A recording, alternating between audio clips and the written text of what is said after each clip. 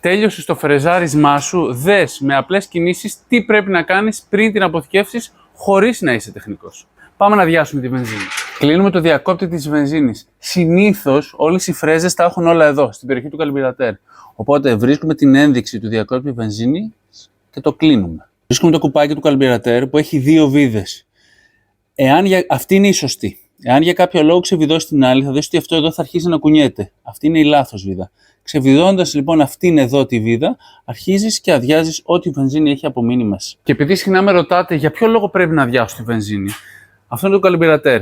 Το κουπάκι που βλέπαμε πριν κρατάει λίγη βενζίνη μέσα, η οποία με τον καιρό χαλάει και μας βουλώνει αυτό εδώ που οι φίλοι μας οι μάστορες λένε το ζεγκλέρια. Όταν μετά από καιρό λοιπόν πας να βάλεις μπροστά το μηχάνημά σου, δεν θα περνάει από εδώ η βενζίνη και εσύ θα τραβάς άσκοπα τη χειρόμυζα. Τώρα πια ξέρεις.